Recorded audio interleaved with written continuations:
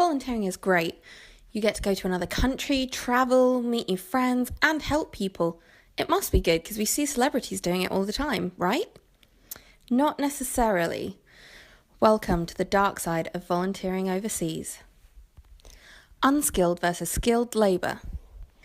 Often, you'll see volunteering opportunities that look great.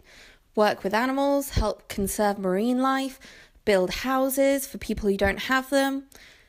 But let's be realistic. You wouldn't take a train down to Croydon, go onto a building site, go up to the builder, say, I'm here to build a house, and expect them to be totally fine with it. You've not got the skills. If you wouldn't do it in England, why would you go and do it abroad?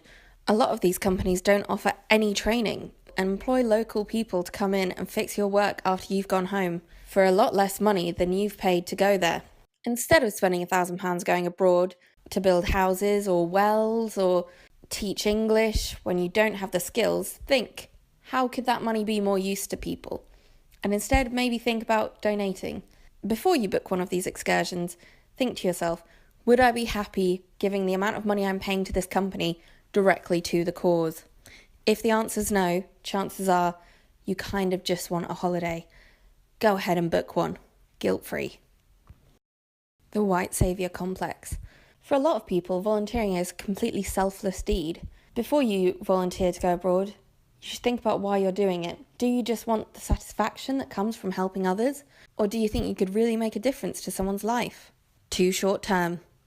A lot of volunteer programs don't last longer than a month. The issue here is that the locals can become reliant on volunteers and the organisations who send them there. You're ensuring that they rely on volunteers to get work done. Your volunteering also takes away a permanent job from someone who lives in the area, someone who would have the time and energy to build their skills and become really expert at the job.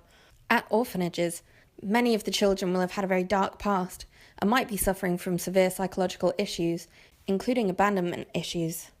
These children get constant streams of foreign volunteers coming in 2 weeks at a time, and they can form really deep bonds with them, meaning when you leave with promises of coming back, it only makes things worse for them. Unless you're specifically trained in some area of childcare or psychological aid, you shouldn't be volunteering with kids who have these issues. Child abuse. This is one of the most dark sides of overseas volunteering. In countries such as Cambodia and Nepal, volunteerism is rife. Orphanages are set up, but many of the children there aren't actually orphans at all. Most of them have 1 or 2 parents still alive, but their parents are told the children will have a much better life if they're taken to the orphanages. Often, in these new homes, they are starved and abused because, let's face it, if you were to see a starving orphan, you would want to give more money. It's a horrible truth, and there are organisations working to end this process. However, it can't be done overnight. The only way that you could help would be to not visit these orphanages. Not all overseas volunteering is bad. If you're a skilled worker, you could make a huge impact. Or if a disaster has struck, you could be on the front lines helping people sort donations and organise volunteers. If you're still thinking of volunteering after watching this video, check out the links in the description below to find some organisations who do ethical and sustainable volunteering programmes abroad. Thanks for watching, and subscribe.